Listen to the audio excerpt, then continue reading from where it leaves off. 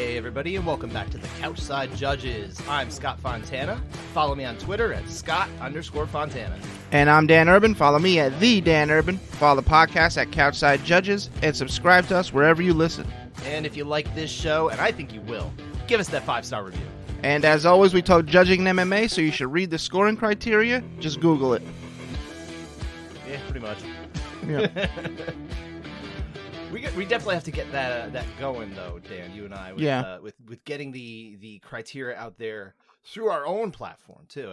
Let's get cracking. With that. We're working on it. We are working on it. It's exciting. It'll get there, but yeah, we're not quite there yet. But more importantly, we have a special guest on this episode of the Couchside Judges. I don't want to wait. I don't want to bury the lead. I want to get him out here right here. One of my favorite people in MMA media has agreed to join us for this episode, and I'm so thrilled. Welcome aboard, Aaron Bronsteter of TSN. Aaron, thank you so much for joining the Couchside Judges this week. My pleasure. You know, when the intro music started, it felt like I was like tripping and like it's in quicksand because I listened to my podcast at 1.7 speed.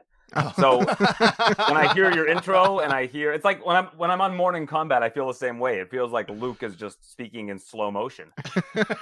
And that's why I think I speak a little bit faster than the average bloke, because I listen to things. I want to consume as much as I can in an average week. I probably listen to 8 or 9 MMA podcasts in the span of a week, but I listen at 1.7 speed. So it takes me the equivalent of like listening to 6 podcasts. I like to consume as much information as possible. So when I heard your intro music off the top, that's the first time I've heard it as it's like meant to be in regular. Well, yeah, people have started using our intro music for other things. That's true. It's growing in popularity. Yeah, we get a lot of residuals on that. No, we don't. I would imagine so. There's lots of cease and desists going out. Yeah. Well, see, the first time, because I didn't understand how this all worked, right? So we found this music obviously on one of those services where you can kind of license it, right?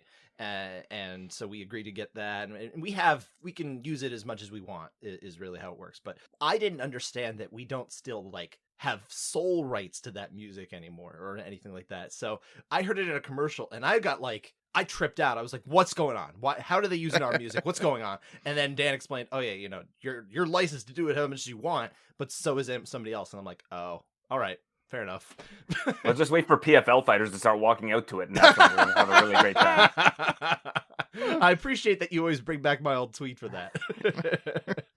But anyway, Aaron, again, thank you so much for joining us. I'm really happy to have you on. This has been a long time coming. We're so glad to have you. So, yeah, why don't we kind of get into it, though? Because, of course, the meat and potatoes of this episode is going to be pretty much all of it's going to be UFC 283, which just happened on Saturday night. Couple titles being decided, and changing hands isn't necessarily the right word. One of them was a vacant title. One of them was a unification. So, you know, it's kind of a weird situation here. But let's start, of course, with the main event here. Jamahal Hill getting a dominant win over Glover Teixeira. I don't think anyone necessarily saw it being quite so lopsided over the course of a 5-rounder that goes the distance here, right? But still, nonetheless, a really impressive performance from Jamahal. Goes out there, takes care of business. Glover Teixeira, of course, retires in the cage. And I don't think that's necessarily too unexpected given the nature of the last couple fights. But let's focus on Jamahal here real quick, because he is in the spotlight. But really, it's more about what he means in relation to Yuri Prochazka. He's kind of taking care of the division while Yuri is gone. It's kind of the implicit other side of the coin where Yuri says, I don't want to hold the division. At the same time, he holds a lot of, he's kind of the specter over it, right? So what I would like to think, I don't know when we're getting this fight, but when we do, who deserves to be the favorite when Jamahal Hill meets Yuri Prochazka for that championship? Let's start with you, Aaron. Yeah, I think that Yuri will probably be the favorite in that fight. I think that what we saw from Yuri in that Glover fight spoke volumes about him, although I think you can probably say the same about Jamahal Hill. But at the same time, I think that if Glover was 43 years old going into last night's fight, he was basically 45 years old after that Yuri fight. Like that took so much, I think, out of his fuel tank, if you want to call it that. And I think that, you know, Jamahal Hill probably answered every question we had about him yesterday. And I think that was really important because, you know, had he knocked Glover out in the first round, I think Yuri's probably a bigger favorite than he would be after watching Jamahal Hill do what he did yesterday, where he went all 5 rounds, his cardio held up, his volume held up for the most part. I think we got to see the complete picture of what Jamahal Hill is going to bring to the table. And I think at 31 years old, he's actually going to improve more. I think you can say the same for Yuri, who's 29, although he has, I think, more miles on him. So I think that Yuri will be a slight favorite. Like if I were to project the line, I don't know if they've put one out yet, because I don't think they know whether Yuri's going to be the next opponent. It could very well be Ankalaev, who I also think would be favored over Hill. But I think that Yuri would probably be like a minus 135 kind of favorite, not a huge favorite. What do you think about that, Dan? I think that's pretty accurate. Yeah, I think Yuri slight favorite. All right. Yeah, I think I'd probably lean that way too. But I mean, having said that, that's obviously we're identifying who'd be the favorite going into it. I'm not necessarily sure I know who would win that matchup when we actually get down to the meat and potatoes of actually projecting who wins it. Because, man, I mean, both of them bring some really excellent skills, especially in the striking department to the table. I don't know that this would be a all striking affair. I think probably both of them would feel like, hey, we've got a little bit of dimension to our games we can mix in. And I think it would be a fascinating mixed martial arts matchup that is more geared to striking. So I really think it's going to be just an electric fight. Well, but yeah, what? Yeah, I think, I mean, Yuri kind of throws defense to the wind. He's like, whatever. That's true. and Jamahal Hill hits very hard. So and often too. So that's the thing with Jamahal. He doesn't always hit. He's really not throwing 100% most of the time. You can kind of tell, but he's putting it out there, you know, usually somewhere in the 70, 80%. And he's putting it out a lot. And I think that the death by 1,000 cuts, and these cuts are big cuts, I think that's what really makes Hill so dangerous. And that's why I've been saying on this show for years, Dan, and you can back me up here, that I've thought Jamahal Hill was on track to be a champion one day. So we're here. Is he number one in the world? No, but he's the UFC champion. And that obviously is very special in itself. So I'm looking forward to that fight. Is he the lineal champion? No, Yuri Prochazka is the lineal champion. Okay. So, I still don't understand this concept. Aaron, I've tried to explain this to Dan, the lineal champion concept. Do you want to take a stab at maybe explaining it to my friend here? Well, I think Cyril Gane is going to be the lineal champion if he wins in March. Is that fair? No, I know it's a different division. I'm just joking. But John Jones never lost the title, right? So this guy. Yeah, the lineal champion is like the last person to defeat the actual title holder. Okay. In which case, Yuri has not been defeated. So, yeah. But then again, neither is John Jones. I don't think John Jones is going to be a light heavyweight ever again. I think that's pretty much where it goes, because when you see, you know, it's happened in boxing before too. Like Lennox Lewis, when he retired, the lineal champion went away. They start a new line at that point. That kind of was the case here when John Jones, he didn't retire. He did leave. He's not going to defend that lineal title again, so they pick it up with whoever is considered to be number one versus number two, and in that case it was the UFC. So that is the new lineal line. You're right. But thank you. That hopefully makes a little more sense to you, Dan. It's as relevant as pound for pound rankings. Like, I don't think it matters. It kind of doesn't. You're not wrong, but it is kind of, especially now that we have Francis Ngannou going out on his own, striking out outside the UFC. I feel like it's something that's going to be at the forefront a little bit more than it used to be. Just the idea that the best is not only the UFC champion. I think we used to be able to equate that, and it's harder to do that now. But I want to ask you guys. Oh, sorry, Aaron. No, it's okay. Go ahead. I was going to say, I wanted to ask you guys too, because as much as the focus should be on the winner and where things are going in that respect, we got to give flowers to Glover Teixeira, who had just a really amazing career. And not just the fact that we're just trying to say, like, oh, you know, he was a champion and that kind of thing. He had, you know, a decade in the UFC. He really had just a remarkable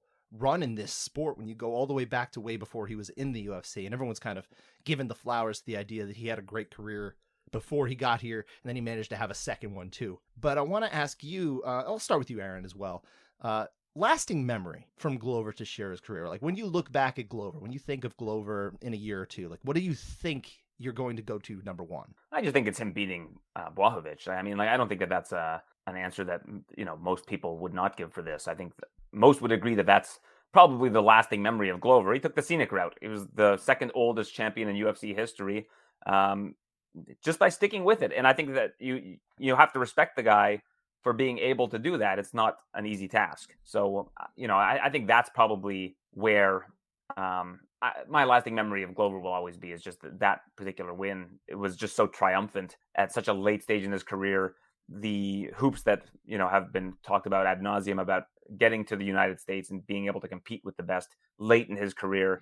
Again, just I think him taking the scenic route to a championship, I think that's got to be it. I mean, had he won last night in Brazil and retired as champion, that's probably it, because so few people get to have that triumphant moment. But I think that win over Jan Błachowicz and the dominance in which he did it is going to be the lasting memory I have of Glover. What about you, Dan? Do you think of anything different? Or is that kind of, would you agree with it? Well, when I think of Glover, I think of him getting his shoulder ripped by John Jones with that shoulder crank. Oof. That always comes to, like, top of the line, but it's just super toughness, really. This whole last run from the Anthony Smith fight on, it's just Glover proving everyone wrong, basically. Yeah. So that's kind of the lasting memory. I kind of think the same thing, more the toughness. Like, and obviously his accomplishment, I agree, Aaron, is absolutely, that is the peak accomplishment of his career, and that should be the number one when we're talking about resume. But I think just for me, I'm going to think of two things. It's number one is that toughness, right? The fact that, especially late in his career, like we said, from Anthony Smith on, like, he was losing in these fights and he would just come back. Like, people forget, because he was so dominant in that Anthony Smith fight by the end, that he was getting 10-7 conversations about it, that he was losing the first couple rounds. Like, it really wasn't going his way. And all of a sudden he just kind of comes back. He was in a bad way against, I believe it was Thiago Santos too, right? Yeah. Glover get rocked, survive, and win. Yeah, this is the Glover Teixeira, and that's why when we're watching that fight last night, we're recording on Sunday, that fight Saturday night, we're thinking, even in that fifth round, as much as the conversation is like, hey, maybe we should listen to John Hackleman and stop this fight, we're also thinking, I mean, could it possibly happen? Especially when he gets that takedown, you're like, oh boy, this might actually happen. There was drama in a fight that ended up being 50-44 on all the cards. That's wild in and of itself, right? So the fact that we couldn't count him out, I think that's number one. And number two, I would also just point out that just how classy an individual he is. I think that's something I'll always remember, that he was very gentlemanly. He represented the sport supremely well. He comes from a different era, and I think he brought that in. He kept that alive in this era. And I love that. I'm really appreciative of that. Yeah, and I don't fault them for not stopping that between rounds in Glover's case, like between rounds 4 and 5. I think they knew that if Glover lost this fight, that's it for his career. Give him a round. We saw what happened with Alex Pereira back in November, and I know that's a very different circumstance because of the amount of damage that Glover took. I put that on Twitter. I wrote that exact thing, basically. Like, you have to think that in the corner, after watching what Pereira did, that it would be tough for them to call it for Glover. And I wrote, I know it's an entirely different circumstance given the amount of damage. And people are like, oh, it's totally different. And I'm like, yeah, read the tweet, dude. Like, it's like, hard to read 240 right characters. There. Like, several people responded by writing that, like, oh no, this is different. This is, yeah, read the tweet. But at the same time, like, I think that they would have, Glover would have been, he deserved that last round. And I think that him getting that takedown and making everybody gasp and hold their breath for, at that point in time, he could have won that fight. Like, if all it takes is Jamahal making one wrong move and Glover's got his neck and that fight's over, right? That's the kind of fighter Glover is. And in the light heavyweight division, like, the difference between Lauren Murphy and Glover, I think Glover had a path in the fifth round. I don't think that Lauren Murphy had a path in the third round. I think that's a fair, that last point I think is absolutely fair. And also, hindsight being a beneficial tool here, we did at least see Glover did not take a whole lot extra damage in that particular round. Jamahal Hill slowed down. He was also on his back for a little while. They were engaging on the ground in different ways. So it really wasn't, there was not a lot of offense in that round, really. I think Jamahal Hill, in a lot of ways, punched himself out in that dominant fourth round that he had. But I do want to move on. I want to move the conversation forward so we can get to our rounds in a little bit. We do have to talk about this championship fight, the other championship fight, between Brandon Moreno, Davis, and Figueiredo. Their quadrilogy, tetralogy, I know Dan hates that word, is I'm with over. Dan. Quadrilogy. Let's go. I'm good with team tetralogy. I think it's fun, especially because people don't like it.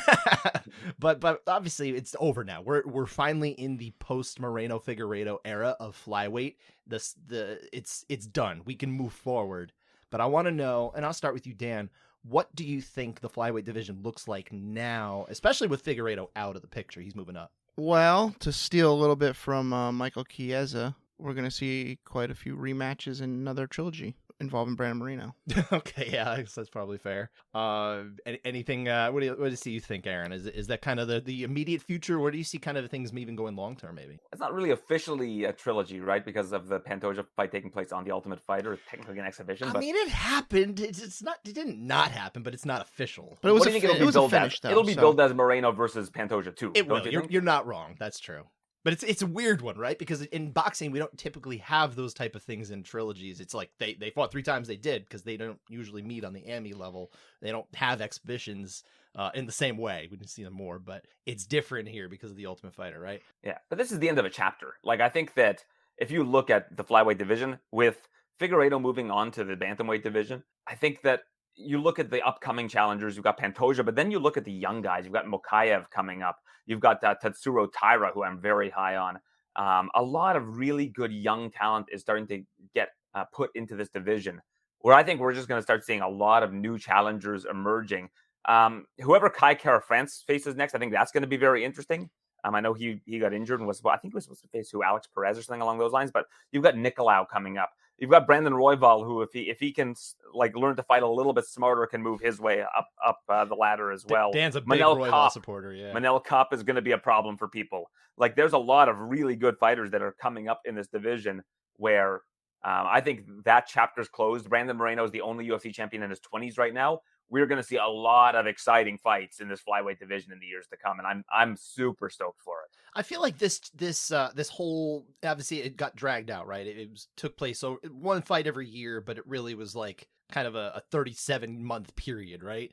And I feel like what this did is it did actually bring a lot of positive attention to the flyweight division. It did make it seem bigger, right? It as much as Mighty Mouse Johnson absolutely probably will be for a very long time the absolute GOAT of the 125-pound division. His legacy is going to be extremely hard to top. For whatever reason, things never just took off with him in terms of mainstream kind of acceptance of his division and his popularity, that kind of thing. I love him personally. It kind of bothers me that never happened, but nonetheless, this division seems much more prestigious and interesting to average fan than it did before. And I think a lot of the credit really does have to go to these two individuals, right? I think so. All right.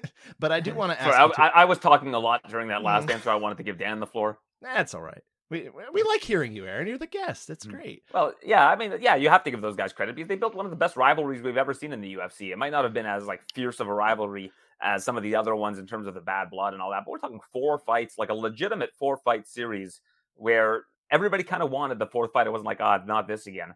Like those guys created a lot of magic in the cage. I thought that the 4th fight was probably the worst of the 4 of them. Yeah, a little anticlimactic, right? Yeah, I thought Figueiredo fought terribly. Like it didn't seem like he was committing to any of his strikes. And I thought that Brandon Moreno was a step ahead of him for the entire fight. I know we're going to talk about one of the rounds a little bit later on, but I mean, I didn't see Figueiredo when I was watching that fight. I'm like, no, Figueiredo's going to lose. Like it just seemed to me like he didn't have what it took to beat that version, a guy entering his prime now, of Brandon Moreno. And I thought that Brandon Moreno fought poorly against Kai Kara France. I was expecting Figueiredo to roll last night, and quite the opposite. I want to give credit to the officiating and judging of the first fight, because without the point taken and without round 5 getting scored for Moreno, which was not right, one way. First off, I don't support that.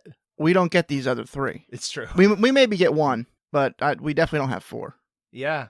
So in essence, I don't want to qualify it as bad judging because number one, I think Junichiro Kamijo is one of the best judges in the world, and he's the one who gave that round to Moreno. It's a bad score as far as I'm concerned, but he's still a good judge. But yeah, as a result of a bad score, we got a lot more, and I think it's sometimes we just kind of have to accept if things don't work out in judging, like, hey, sometimes it can actually lead to some really interesting things. We don't know what's going to happen, and not that we want bad judging or bad scores or anything like that, but it is kind of a part of the deal here where the human element is not going to be perfect, and as a result, we actually got something pretty beautiful out of it. Yeah, I'll probably, after we're done recording this, I'm not sure if anybody's looked this up, but I'd be very curious to see who won more rounds out of those 4 fights. Like if we were to go up to the scorecards and look round by round by round, because I think Moreno might have passed him yesterday. Although again, Figueiredo got that second round, but I'd just be very curious to see how many rounds each guy won. So please don't steal my idea, because after this recording, I'm going to go and look that up. All right. No, I already tweeted about it. You didn't even see it, but I did that already. Did you? Like this moment. Okay. Yeah. Oh, okay. Okay. You got your Siri just listening to what I'm saying. Yep, just sitting here, just going like this, Aaron. I'm tweeting with my thumbs out here. But anyway. I wouldn't. You're a smart guy. I wouldn't have been surprised if you did it yesterday. No, we had not, unfortunately. So that's all you. We'll back off of that one. But thinking about Figueiredo here, because obviously he has now said he took the gloves off ceremonially because he's actually not retiring. I was wondering what he was doing there, sitting there with his gloves off and in his hand. I'm like, what's he doing here? Is he really retiring? But no, it looked like it was more just to emphasize that he is leaving 125. Blessedly, thankfully, finally, as much as he obviously was one of the top 125ers, that cut was brutal. We saw the images of him during the week, absolutely shredded to the point where a paper cut probably would have had him bleed out. It looked really weird. But now we have him moving up to 135, where I've wanted him for quite a while. Very happy to see it.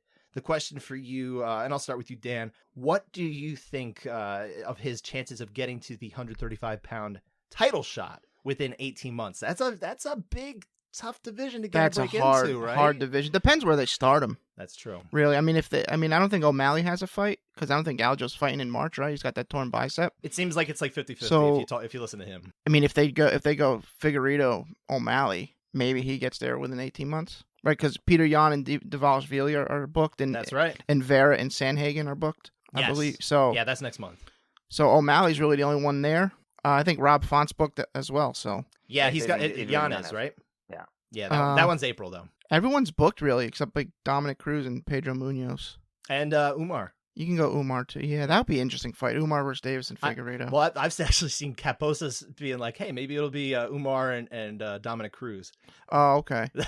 That just feels like you're feeding Cruz out there just to. Cruz- It's There's no weird to chance say Cruz that would you're accept feeding that. Cruz to Cruz would anybody. never sign that contract. I don't no think he disrespect ever to would. Cruz. I think he would think never he's sign smarter that than that. contract. He's very smart with his career. I think. Yeah. Yeah, Aaron, what do you think? I mean, obviously, we're talking about, again, a tough division to break into. What do you think of his chances? And give him 18 months from now. I will put it into a percentage, and I will say he has a 0.3% chance of getting a title shot within the next 18 months. Because, Wow. well, I mean, look at the division. Who is he beating in the top 10? Like, how many guys would he be favored against? Let's pretend that we're just putting odds out there. Sure. I think he'd be an underdog against Rob Font. Like, I'm going to start at number 6. Underdog against Font. I think against Dominic Cruz might be favored. I would favor him. But then, like, how far along does he get? Against Song Yadong, he would not be favored. Against Munoz, maybe he's favored. Against Ricky Simone, I think he's an underdog. And then I think against Umar, definitely an underdog. To me, this is what I would do with Davison. I would have him face the winner of Adrian Yanez and Rob Font. Like, I think that would be a good entry point for him into this division to see where he's at. But I don't think that in 18 months, he's going to be able to beat one of these top 5 guys. He's not going to beat Sanhagen, Chito Vera, Merab Dvalishvili, Piotr Yan, or Sean O'Malley, in my opinion, and not Aljo either. Like, so I don't think that him getting a title shot is very realistic, to be honest, especially after how he fought yesterday. You are very down on him. I'm actually a lot more favorable. I'm not saying he would. First off, I would not favor him against the champion. I would not favor him against Merab. But I think there are a lot of fighters he could hang with. The fact that he is inconsistent, I think, is part of the biggest issue with him. Is I think that no one doubts the talent, but he doesn't always show up. Like it kind of like you're talking about. He did not fight very well last night. And it's not the first time we've seen him just not fight to his ability. And that's the part that I would worry about. But when he's on, he's pretty scary. So I'm curious to see how he would do up there. I do think he would. I would actually, like, I'm not a bettor, but I would put money on him to beat Dominic Cruz if they were 2 matched up. I really do think that. For me, it's more the age. Sure. Right? Like, Yeah. Bantamweight's not an easy division to begin with. But to be at 36, I'm sure he's turning 36 this year. And he'll be probably the same size as the other fighters in this division, maybe a little bit smaller. That's tough skating, in my opinion. Sure. I mean, it's fair points all around, but we'll see. We'll see how these things play out over the next 18 months, right? We got a clock started. I'm still going to say no. My answer is officially no, but man, let's put it a percentage. I'm going to put it at like 15% that he can get there. I'm going much more favorable. 0.3%. That's 0.3. What's your percentage, Dan? Let's get one out there. I'm gonna go with a little higher. A little higher than me. Yeah, 25% chance he gets. Wow. Okay. It depends. It depends You where gotta they start start him out. laying some bones down. If they on that. throw him into a top 5 fight and he wins, he's gonna be there. The entry point is key. It's that wherever he really starts. is, because if he starts there and he doesn't have a whole lot of the way, but again, we're so backed up right now. We've got Henry Cejudo, we've got Sean O'Malley. If Merab goes out there and wins, and Aljo does not have the championship belt at that point, who knows? Cejudo actually gonna fight? Supposedly, we'll think see. so. Yeah, I mean, Yeah? it certainly Alright. looks that way. Aaron, I trust. Aaron knows. He got back in the USADA pool. Like, I don't think he's Okay. doing it for like histrionics, but I think that at the same time with like Davison, like, what's the percentage of him getting a win at bantamweight in the next 18 months is like, to me, maybe 50%. Like, if depending on who he's against from the guys. I think, again, like I said tough skating. I meant tough sledding, but I think that it's going to be problematic for him to get a win against some of these guys in this division. Yeah, and I understand, but we'll move on here. Well, I think we've kind of made our peace. We're on different sides of this coin. But real quick, before we get into contestant rounds, we do like to kind of go over the rounds themselves, the number of rounds, and the percentage at which the judges were on the same page. And in this case, they had 24 rounds, despite the fact that there were 10 finishes on this card. Just 15 fights overall. It was a big, massive, long card, but also, stops and starts, a lot of good finishes in there. 20 out of 24 rounds that the judges turned in scores for, they agreed on 83.3%. That is a higher percentage than we're typical getting. Three of the four were 8-9 splits. So there was really only one time where the judges disagreed on the round winner. This is pretty darn good judging, Dan. Very good.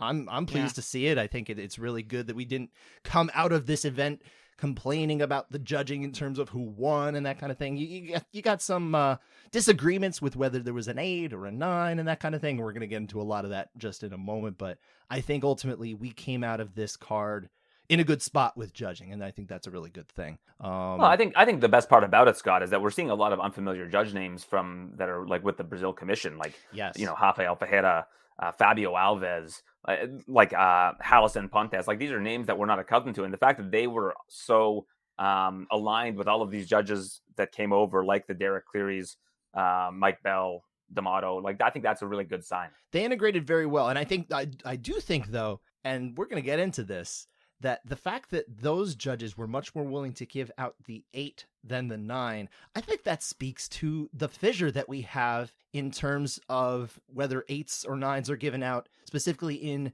the Nevada, those kind of commissions, that kind of thing. Ever since Dana White, of course, got very critical of the fact that we were seeing too many 8s, particularly in that 5th round that I always reference, Jan Blachowicz, Israel Adesanya, almost 2 years ago now. Ever since then, there is a very stark split in terms of how often we were seeing the 8s given out. And ever since then, you talk to judges too, and it's a very frustrating thing for them because now they're not on the same page anymore. And we're seeing when you go outside of the United States, it is very different. The judges from America are much less likely to give the 8s. The ones who work in Vegas, they're much less likely to give the 8s. You go anywhere else, we're seeing more 8s. And granted, this was a card that just had a lot of lopsided rounds. Sometimes that just happens, sometimes it doesn't. But in this case, we were seeing a lot of the 8-9 splits going in the direction of the 8, and most often it was not the local judge, or it was the local judge, who gave that 8. So why don't we dive in, though? Let's start. Real quick, I want to point out that there was only 6 judges working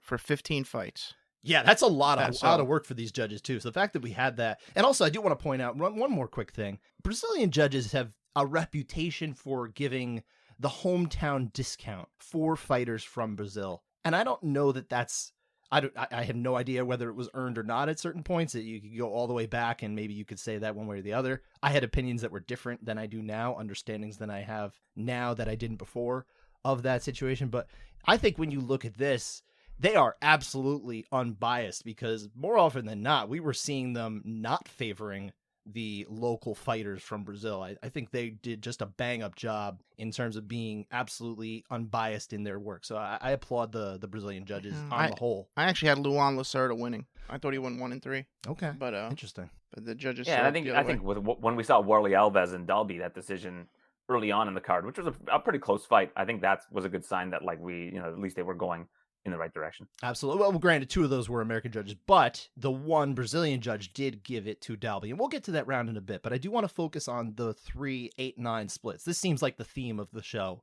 in terms of what we should be talking about in the judging. There was a split decision, but it wasn't one that I think people going crazy about. Again, we'll get that at the end. Let's start with Jessica Andrade and her just devastatingly dominant victory over Lauren Murphy. Unanimous decision, 30-25 on 2 cards, 30-26 on another. We had people scoring 30-24s. Me. You had 30-24. Okay. Yeah. That's fair. I can understand.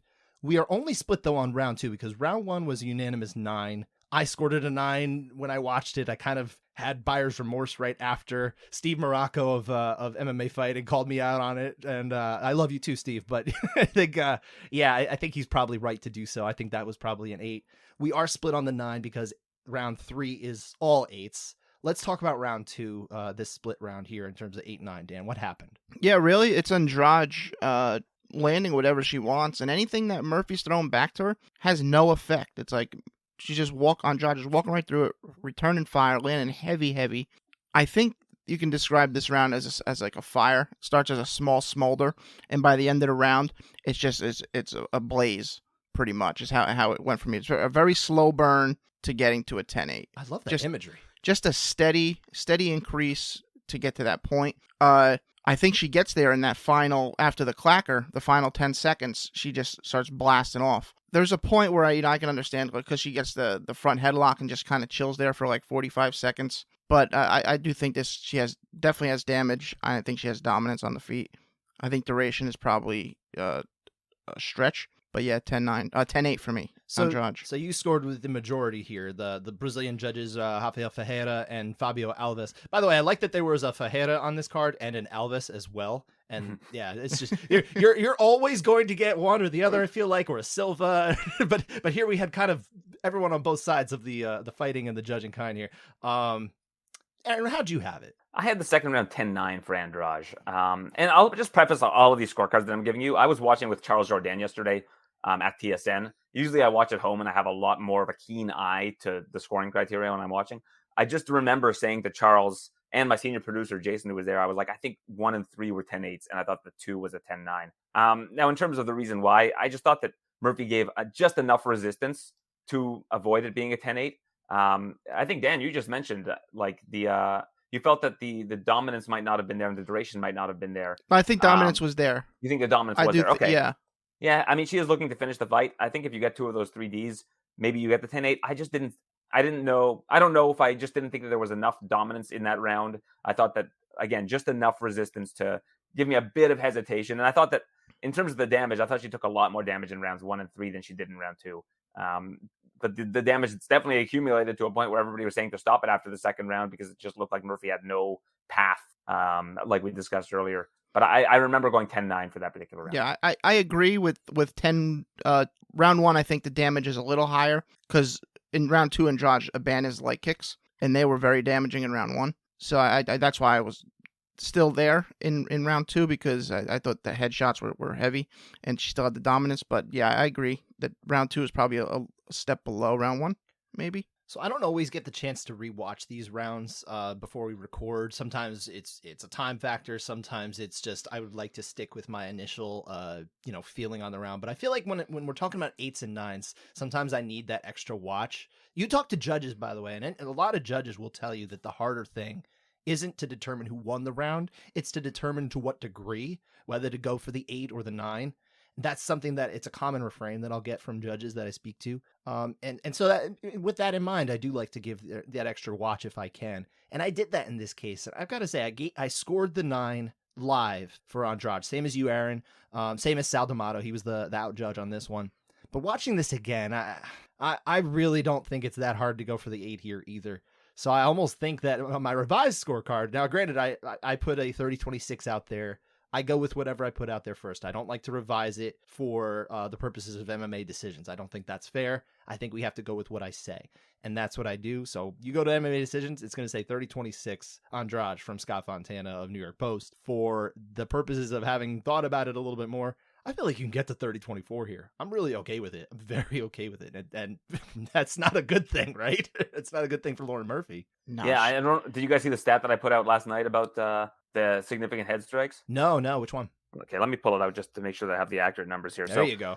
Lauren Murphy officially absorbed 161 significant head strikes in that fight. By comparison, Zhang Weili versus Joanna Won, the all-out war. Sure. They absorbed a combined 192 significant head strikes over 5 rounds. Oh, God. So, we're talking a difference of 31 significant head strikes between just Murphy and those two combined over 5 rounds of what I think is the wholesale opinion would be that is the most action-packed female UFC fight of all time. And here's another crazy one too, and this is strictly isolated to tonight. And I don't have the numbers offhand in particular, but I'm gonna estimate them from what I recall. UFC stats has Jessica Andrade landing 242 significant strikes in this 3-round fight. Jamahal Hill, a few fights later, and another fight that was totally dominant, landed 231 over 5 rounds. This was only 3. And Josh was 231. So I think actually you might have it. Oh, I have it backwards. Okay, so yeah. Very nonetheless, I mean, we're only talking about a 10 strike difference and 2 rounds.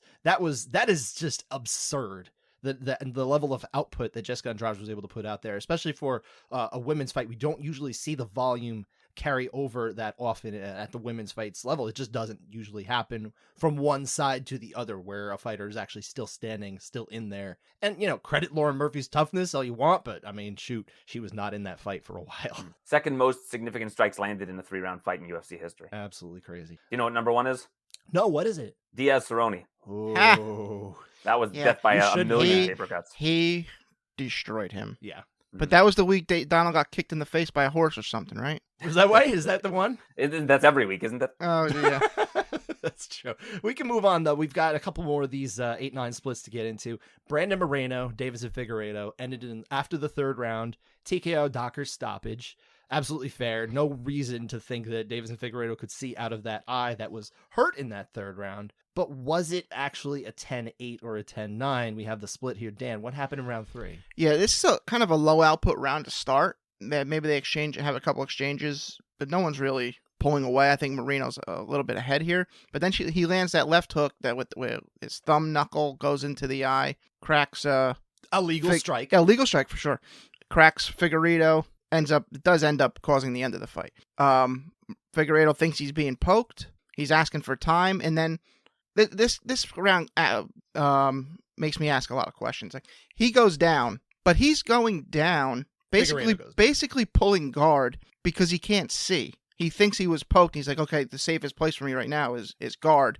I won't take as much damage here. I can, keep him close. For the rest of the round, about 3 minutes, Moreno's landing some intermittent ground and pound. I don't see a 10-8 here. The damage is there. I don't think you have overwhelming damage, but you don't have dominance and you don't have duration here. I don't see a 10-8. Yeah, I don't think you're getting a whole lot of damage out of this round is really what it is. There's just not... You have that strike, obviously, and inarguably very damaging. It ended the fight. No questions there. One strike does not a 10-8 make. And if you take that out of the equation, there's really just not a whole lot else happening outside of, a little guard work, a little bit of Moreno posturing up and landing a little bit near the end. And earlier on, had maybe that edge just a little bit. Even Figueiredo got in a decent shot early on before everything went sideways. So, I feel like this is very natural as a 10-9 round. I'm actually pretty surprised that we had the 8. I read over the scorecard when I shared it, and I said, "Oh, okay, it was 2 rounds of Moreno, rounds 1 and 3, and then round 2 was Figueiredo." Which I'm actually very surprised, by the way, that DC on the commentary couldn't see how Figueiredo won round 2. I thought that was not a clear, but I thought Figueiredo's guillotine. Those elbows at the end. And I think what we're having here is it's neither here nor there, but I thought Figueiredo definitely won round 2. I felt good with that. But I was very surprised to see that 8 there. You pointed it out to me, Dan. I'm glad you did, because we almost didn't talk about this round. Yeah. And that would have been a shame. Aaron, what are your thoughts on this one? Yeah, I think I'm aligned with you guys here. I mean, let's just break down the round as a whole here. Like, pretty even on the feet. Moreno catches him with the knuckle to the eye, which is legal. Again. But it's not even a knockdown, right? Like, Davidson's just like trying to get the ref to stop it because he doesn't know if it's a finger or a knuckle or a punch or whatever. Gets taken down.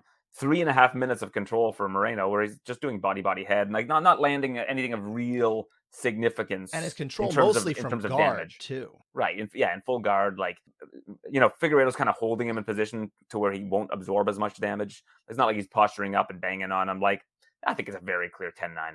Yeah, I agree. I'm definitely we're all with, everybody here is agreeing with Michael Bell and Derek Cleary. It is Halison Pontes, the local judge, who gave the 8 to Moreno here. Now, when you start to see this, you're almost like, hey, Brazil, maybe settle down with the 8s. You're almost going too crazy here with the 8s, but I respect the game. Maybe not here. That's kind of how I felt about that one. The other one that we have here, the third of the 8-9 splits, happened on the prelims. Jailton Almeida getting a dominant victory over Shamil Abdurakhimov. Round 2 TKO. It's round 1, of course, that we have a full round here that went all Almeida, but was it a 10-8? Dan, why are we even talking about this? So he eats a big right hand right off the get-go. And Almeida just shoots, takes him down, and moves to mount and kind of just stays there. Abdurakhimov has nothing for him on the ground at all. Almeida lands some solid elbows and some hammer fists. Nothing crazy, really, but I do think we do have all 3Ds to some extent here. So 10-8 Almeida. Yeah, it's kind of a trickier one, right? I feel like this one, it's not the dominant one. It's not the, no, sorry, Moreno, you were really just a 9 here. It's somewhere in that middle ground, right? But to what degree, I feel like, you can probably check off to a certain point, especially late in the round. I think Almeida starts to really pour it on a little bit more. It was almost a slow build, like you were describing before. Another slow. Didn't quite get to that, the house needs to come down fire kind of situation. It was more just, maybe the kitchen's on fire at this point. So, let's put that out. I went the 8. I feel okay with this being an 8, but I'm not obsessed with it being an 8 too. I think it's still on that borderline here. So I'm good with it being the 8, but it could go either way. And so we agreed with judges Rafael Teixeira and Fabio Alves. Once again, they're aligned here. And that's the other thing too to point out too was about these Brazilian judges. They seem to see things the same way within their own little group, and that itself is at least a good sign of good, hardworking judges too. So it was good to see. Aaron, what do you think? Yeah, it seems like this is another outlier where I'm aligned with Sal D'Amato here. I thought it was a 10-9. And the reason why is, like, I can explain it in a pretty succinct fashion. Like, you need 2 of the 3Ds for a 10-8, but typically you don't get a 10-8 if the damage isn't there. And I didn't feel like the damage was there. I thought that you had the dominance in the duration, but I didn't see, if you look at the stats, he landed 14 significant strikes over the course of that round in total. I didn't see anything that put him in danger of that fight being stopped other than the position. Like, I think that, the referee was saying, defend yourself. He was defending himself. He was listening to the referee. I don't think we saw any cuts opened up or anything along those lines. Not a whole lot of visible damage. So for that reason, I went with a 10-9 for Almeida in that round. This feels like it's like a Vegas 10-9 and an international 10-8. And that obviously is how it played out. But that, again, speaks to what I was talking about before and what I'll talk about almost every week, I feel like, is the schism between the way one area gives out the 8s and the way the rest of the world does because of, again, that infamous round that we always have to bring up. A little stricter language, and I think we can clear some of that. Yeah, I think we need to. It is so imperative that at the ABC conference this year that they get on the books how they want these 10-8s to be. The books say this can be a 10-8. They really do, but that's not the mandate we're seeing anymore. And that's why we have differences when they travel internationally or even to other commissions with other judges sometimes. It's just, we need to get that on the books. I think that is an absolute imperative this year from the Rules and Regs Committee, and I know that they're working on that, but I hope they get to a point that hopefully we're all kind of on board with. We'll see what comes out of that whole ordeal. But that is it for the 10-8-9 splits. There was just that one round again in the split decision here with Nicholas Dalby getting the win over Warley Alves. 29-28 all around. Round 1 was Dalby. Round 3 was Alves. It's that middle one we're talking about. It's kind of the ebb and flow of the fight where it's kind of going one way to the other. How did round 2 shake out, Dan? Well, it started pretty decent for Alves. He landed a solid right hand, and then he gets to the clinch, and he drags it to the ground. He almost got himself mounted in a scramble, but he ended up on top in guard. From here, he didn't really do much. Not much offense to speak of here. Dalby gets back up, and Alves, when they get back up, he lands a solid, 3 right hands, but Dalby is landing much more often and pretty strong, too. I like it for Dalby here. He kind of just, once they got back to the feet, he kind of out-volumed him and landed better, so... Yeah, I felt like this was a pretty good Dalby round. Not one that I couldn't necessarily see the other way, but decently close. Yeah, it's close. It's competitive. It's certainly arguable the other way, especially when you factor in, those, what angle are they seeing certain punches in and that kind of thing. I feel like you can give a little leeway in this round, but I like Dalby here. I think his offense was solid. On TV, it looked pretty good for him. So I went for Dalby here, and I feel good about it. Fabio Alves agreed. Sal D'Amato agreed. It was Derek Cleary who was split out on Alves. What about you, Aaron? Were you on Alves or were you on Dalby? Yeah, he blinded him with volume here, Nicholas Dalby. I thought that this was a situation where he was landing the more precise shots. But with Alves, that he's going to have the power advantage. So, and I thought that he did with these strikes. So power doesn't necessarily always equate to damage. And that's why when you're looking at who's landing the heavier shots, you also do have to take accumulation into perspective when you're looking at the other side of things. And does that accumulation, lead to more damage than bigger damaging shots, but less of them? And I think it was one of those rounds where Dalby, probably his accumulation did, accrued more damage over the course of the round than the bigger shots landed by Alves. Because Alves, this is a guy who, when he throws with a lot of intent. Whereas Dalby, I think a lot of his is more precision. So I think that I thought this was a really close fight, honestly, and I was surprised that Dalby got the decision in Brazil. But at the same time, maybe that's a bit of a misnomer. Right. And I think that if you look at the media scores and the public, for the most part, not that is the be all end all, of course, as I'm sure you guys discuss on a weekly basis, but I thought that Dalby probably did enough to win. I was very distracted during this fight, though, so I mean, I will cop to that. Charles Jourdain messing up everything. Yeah. How was that, by the way? Did you guys have a good time? Yeah, Charles is great. He's just a really... So basically, the first time I met Charles Jourdain was the last time the UFC was in Ontario. I think it was in 2019. Like it was. That sounds right. Yeah. It would have been 2019. It was like the main event was Cowboy versus Ally Akinta. And the head of UFC PR came up to me, of UFC Canada PR, was like, Charles Jourdain is here. We just signed him like a couple days ago. He's facing Des Green in Rochester in like a week or two. Do you want to interview him and meet him? And I said, yeah. And when she brought him to me, I was basically saying, like, I looked at him and I was thinking, like, this guy looks like a kid. Like, he just looked like he was a fan of the sport. He's just got this really, like, young exuberance about him. And I was asking him yesterday, I was like, are you closer in age to my oldest son than you are me? And thankfully, him and I are 1 year closer in age than he is to my oldest son. So that's what it's like hanging out with some of these younger bucks in the sport for me. I get you. That's good though. It's fun watching fights with a fighter because they give you kind of interesting perspectives that you wouldn't have gotten on your own. Obviously, you and I are not fighters. None of us have actually fought before. Dan, at least, has trained in a very diverse set of martial arts. I have only trained in jiu-jitsu. So yeah, it definitely fills out your knowledge gap, and I always like to do that whenever I get the chance. It's very rare. So what we have to get to really quick before we get to our finishes, usually we're done at this point, but we're adding a new segment this year, and I'm calling it the 10-7 gauge because we just need some name for it. But anyway, the point of this segment is to kind of go over when we do have a unanimous 10-8, or if we somehow get a 10-7, we're going to examine that and figure out, hey, was this a 10-7 or not? And we don't get a whole lot of unanimous 10-8s. And last year, there were only 10. So the fact that today we are talking about 2 rounds that were unanimous 10-8s is a rare occurrence. So we're not going to hear from this every week. We've got 2 this week. It's just a little different. So we're going to start with that Jessica Andrade, Lauren Murphy fight, which we already spoke of. Very lopsided. Round 3 was the only round that the judges all agreed was a 10-8. Judges Teixeira, D'Amato, and Alves, they all saw it the same way as the 10-8. So the question I will pose, and I'll start with you, Dan, remembering that our bar is overwhelming damage, overwhelming dominance, overwhelming duration, as all 3 of us were taught at the ABC conference last year. Is this a 10-7? No. I think this is a clear-cut 10-8. There's heavy damage. I'll even grant overwhelming damage. I don't have overwhelming domination. I don't have overwhelming duration, but I do have each of those to a certain degree, just not the overwhelming variety. There's a point where they're on the ground and Andrade has to, I don't want to say desperately, but I'm lacking the better word, escape a Kimura attack.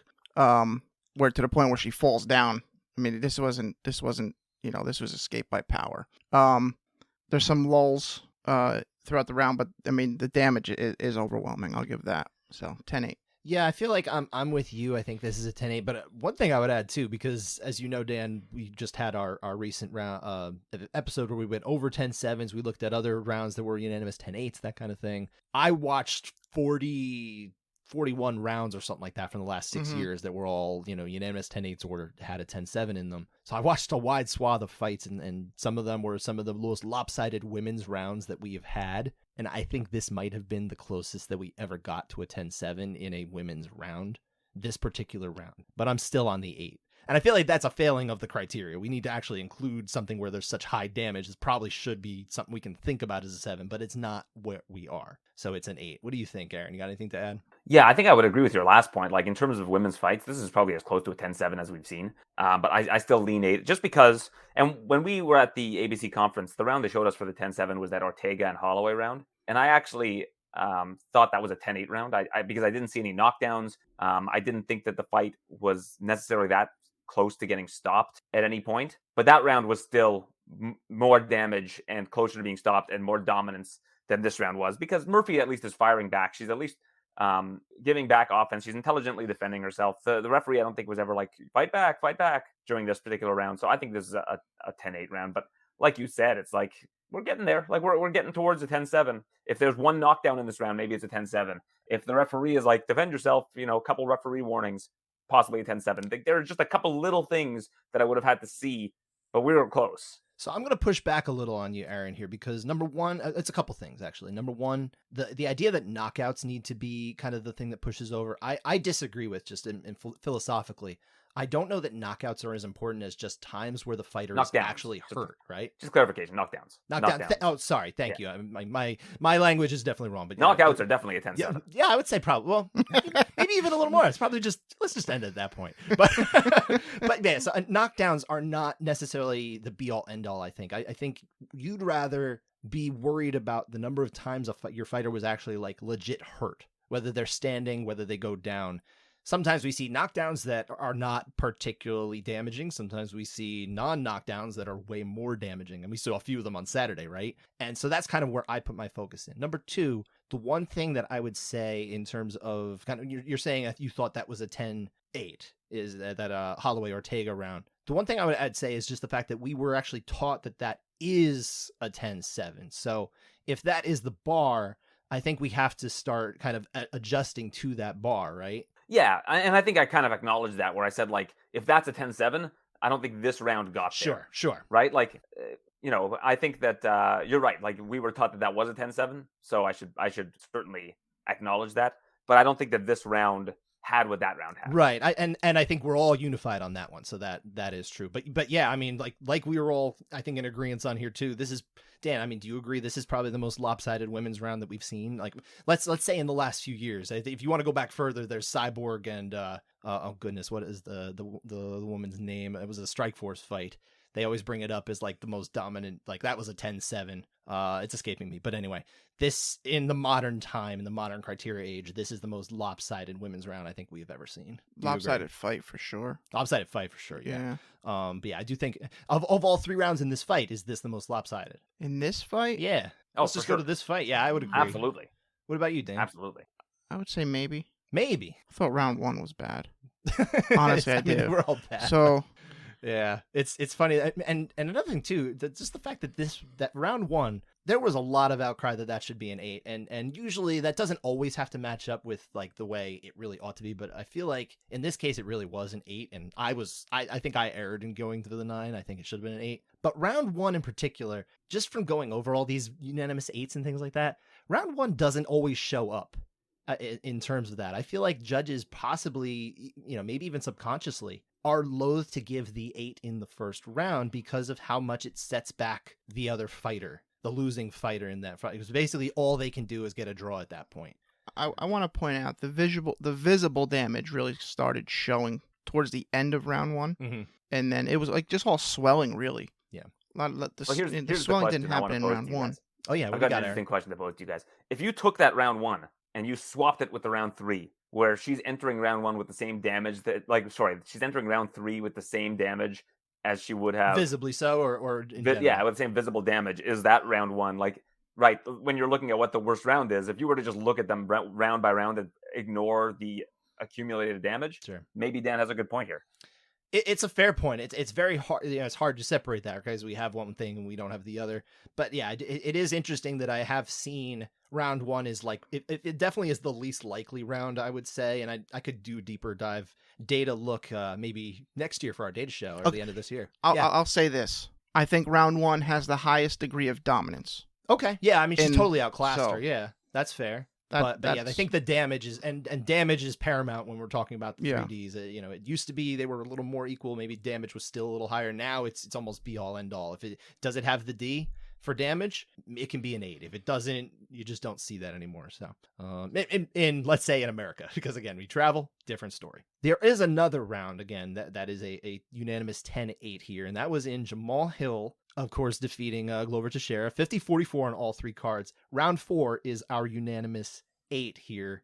Just a dominant round from Hill. But how close are we to the 8 here, Dan? Do you think it's an 8 or do you think it's a 7? No, I think this is an 8. Okay. It's competitive for about the first 3 minutes and 30 seconds. Jamahal Hill's winning it. I'm not saying he isn't winning it, but it's just at a 10-9 degree right now. At about 1:30 left, that's when Hill starts teeing off. With these shots where we see, Mark Goddard getting a little closer. Like, hey, fight back. But Glover does fight back, and he lands some good shots here. We have the damage for sure. I just don't see the duration that high or the dominance to that overwhelming degree. I think it's a 10-8. Where are you at, Aaron? I'll be concise here. This is closer to a 10-9 than it is a 10-7, so it's a 10-8. Wow. Okay. I disagree with that. I'm definitely. I think this is one of the closest rounds that we've gotten in a little while to a 7. I don't think it's there. I still don't, because again, if we're putting that bar at Holloway Ortega, I don't think it clears it. I don't think it really comes close enough. But man, there's a lot of damage in this round by the end, and I think that's what I would love to see. If they do, if they do end up going over and kind of, let's say, rewording the 10-7 language, if they're open to it, I would love to put in there specifically like an extreme amount of damage can be enough to get you to the 10-7. And that really, you don't need all 3 Ds, I don't think. I mean, you would get them probably, but I think that really the only one that needs to be overwhelming is the damage. I would like to see that. If we got that as the point, if there's an overwhelming amount of damage, that should be a 7. I'm okay with that. I don't know how you guys feel about that, but well, I think I don't know if I get rid of overwhelming dominance, but I think we should crumble up duration and just throw it out entirely. Yeah, I agree with that. They're just so silly. I don't think duration, whatever. But everything's got to be 3s, sir. How can you do that? It's only 2 Ds anymore. It's not 6, like 7 minutes. What Dan said though makes a lot of sense. Like if we've got a round that, like you mentioned, 3.5 minutes, it's like, it's a clear 10-9, and it's like a kind of back and forth. But then that last minute and a half is like just real overwhelming damage and fight possibly getting stopped, warnings from the referee. Like, maybe you throw duration out the window in that situation. I think that makes a lot of sense. Yeah, I joke, but I think you guys are really onto something here. I think the idea that duration needs to be necessarily a part of this, I think, is a problem. There was the one round that we talked about in the 10-7 show, Dan, and that was Mirza Khaliev getting the 10-7 from Ben Cartledge when he beat CB Dalloway. And the damage in that round, I think, is probably higher by the end of that round than possibly any round that we went over in that entire show, and any one that I actually watched, again, out of 40. But that's still, we ended up going as an 8 because it didn't have the duration, especially. And I think that was the common denominator. Yeah, that should be stupid. Like, just get rid of it. I'm okay with that too. I like the idea. I'm going to champion your idea, sir. Right. That's yours. All right. But I'm with you on that one.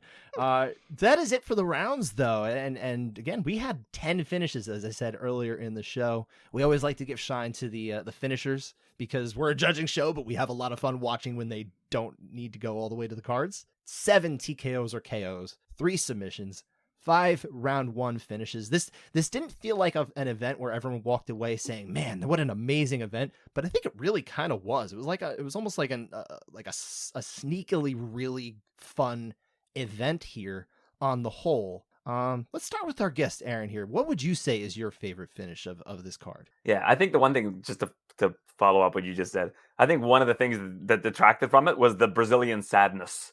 Yeah, you're probably right. Like we've got like the first card back in Brazil. You have Hua retiring, Teixeira retiring, Figueiredo laying an egg, pretty much. More or less. I mean, you had that nice performance by Andrade and some of these finishes that we're going to talk about. From and Gilbert Burns looked terrific too. And Burns looked great flawless too, for sure. But I think that there was a decent amount of Brazilian sadness, unfortunately, in a lot of these big spots. But in terms of the best finish, like I think the Bonfim finish was, I mean, just the precision in which he landed that. Sir, there were 2 Bonfim finishes. Right, Ismael Bonfim. Ismael Bonfim finish. Although his brother had a pretty solid finish in his own right, but that Ismael Bonfim flying knee was like just incredible precision. And I'll give an honorable mention to Bruno Ferreira, who I think the people that knew that this was a possibility. Like I heard a lot of different preview shows this week talk about Ferreira's big power, the fact that RoboCop gets hit a lot. I think that a lot of people that kind of knew about Bruno Ferreira going into this knew that was a possible outcome. And I would like to just give him a little bit of credit for that big shot that put out RoboCop. But I think in terms of just the sheer brilliance of Ismael Bonfim's performance in that fight, I'd give him the nod for the best finish. I want to say, just off of Bonfim here, I did not get deep into the weeds in terms of what he brought to the table. I wasn't as familiar with him, to be perfectly honest, going into this. And I had such a high opinion of Terrence McKinney and his potential in the sport. But him going out there and I mean, the odds on this were almost pick 'em, and it did not manifest that way at all. This was a Bonfim fight, and he looked really fantastic. So I'm super impressed with him. He really jumps up my list here But Terrence McKinney, too, the worst part about that knockout, I mean, there was a lot of bad parts of it, but man, he lost his mouthpiece right before, and it was just, I was watching that, and I'm like, uh-oh. And then he ate the knee right to the jaw. But thankfully, it was to the side of the jaw in the sense that at least it hopefully didn't clack his teeth together or anything and mess him up. But man, that was a brutal, he just fell forward. That's already your clubhouse leader for knockout of the year, right? Oh, big time. God. Yeah. Was that your favorite finish, Dan? That was my favorite finish, but I'll also give an honorable mention to Gilbert Burns. Yes. That slow, deliberate, devastating jiu-jitsu is the absolute best. And that arm triangle, he had no chance. It was over. I said this right after the fight too, that, like, realistically, and I think they put this on the broadcast or whatever, but the fact that Gilbert Burns, I think, could hang with literally anybody at 170 pounds from the champion down. He is absolutely amazing. He's an impressive fighter. He's so well-rounded, but he's also he's a well-rounded fighter, like where you don't see him necessarily deficient in any one area to a detrimental point, but he also has a killer thing. That jiu-jitsu. And a lot of fighters don't have that if they're well-rounded. Like we talk about Lauren Murphy. She's very well-rounded. She's not weak necessarily anywhere, but also she doesn't stand out in any one way whatsoever. Burns has that. And that's why I think he's a very special type of fighter. Glad he's at 170 pounds instead of 155 too, because it's a good example for fighters to move up in weight. And you can tell the difference between a good BJJ fighter and a great BJJ fighter in the way that he executed the arm triangle, where he didn't have to get his entire body over. Like we see that in Bellator. I think we saw someone do that in Bellator last year, where like they had it, and like you see some guys that are able to do it from half, but like those are the ones that are really the greats in the sport. That like they don't need to do it the way that the commentators are like, oh, he needs to get the leg over. In the case of a Gilbert Burns, you know, just the amount of practice he has with the leverage over the years in terms of how good he is at BJJ. Can finish it from any of those positions. I look forward to literally any time he fights. So the future, I think, is still bright for him. I wouldn't rule out him having the belt one day. I really would not. And great dude, just like such a nice guy. I've always loved speaking with Gilbert. I've had nice interactions with him too. And this is so when the UFC. I don't know if you play any games, Aaron, but when the UFC video game came out about what was it now? Almost 3 years ago. I think it was mid-pandemic. So yeah, probably 2.5 years ago when that came out, I reviewed it for a video game website that I was freelancing for at the time. And so I got an advanced copy, and there weren't too many people online at that point, pretty much game reviewers and other people who got the game in advance. I am like 98% positive that I fought randomly Gilbert Durinho Burns on PlayStation in the video game, and he beat me. Because his what was it? His gamer tag was Durinho something or other. And how many people are going to be Durinho something or other who get the game before everyone else does? So I'm going to say the odds are high. I still got to ask him one of these days. I keep meaning to, but we'll get to it. So as much as obviously Ismael Bonfim, not Gabriel Bonfim, his guillotine was terrific too. But I want to give a shout out to another knockout that I really thought was just fantastic. And that was Johnny Walker, who knocked out Paul Craig with essentially arm punches, right? Like he's not really getting much hip into this because Craig has his leg held up basically to his own shin. And Walker just cracks him with this. You can tell there's not a whole lot of hip in it. Just cracks him with a right hand, cracks him with another one. And then he starts to get a little more hip into it. And Craig is basically done here at this point. I just thought that was just a wild knockout because it's hard to knock somebody out. It's harder to knock them out when you're not even getting the hips really into it. So that really impressed me. I mean, I don't know if that jumped out at you guys too, but yeah, I made a mistake. I was like, oh, that reminds me of Anderson Silva, James Irvin. Then I realized it was backwards. That Anderson actually caught the kick and then punched him in the face. That was more like I corrected myself. Sure. That was a while ago. It's been a long time, but we've got a major amount of knowledge in our heads. I think it's starting to run together, right? But that was it for all the finishes. That's it for our UFC 283 business. And we don't even have fights next week. There's no major events next week. No Bellator. PFL still on major hiatus for a while. I don't remember when PFL Challenger Series comes Friday. back. But is it Friday? Well, It's not a major event. It's still a Challenger Series. No offense to the fighters on that, but it's a little below where we typically focus on our efforts as a judging focused show. So we don't have any of that to kind of take care of next week. We'll figure out something fun that we'll do. Well, speaking of PFL, Aaron, that was Natan Schultz from PFL who did that arm triangle. He was like, yes, he was refusing to go to side control. Yeah, it's driving me nuts. That's I was exactly like, what's going on here? He's great at BJJ. And it didn't matter. It did not matter. He said, "Shut up, Dan." You just stay out of this. Yeah. Your jits is whatever. But yeah, so we've got nothing to talk about. I think we can wrap up here. But before we go, Aaron, first off, thank you so much for joining us. I'm really glad we were able to make this happen. We've wanted you on the show for a while. I hope we can get you on again at some point and have a little more fun about judging. Yeah, this was awesome. Well, my pleasure. Usually when you guys tape this, I'm pretty occupied with my family, but my kids had a very early birthday party with my niece and nephews. And I got, I'm up till whatever 3 something. So my wife was like, I'll just take them. And I was like, okay, cool. And then my morning opened up. So Perfect. Happy to spend it and with you're you not guys. traveling for this one. You stayed home for this one. Yeah. For the pay-per-views outside of North America, I stay home. So this all came together in a perfect fusion of mixed martial arts delights. So I'm rooting for more international pay-per-views and more birthday parties for your kids to go to. That's what I'm hearing.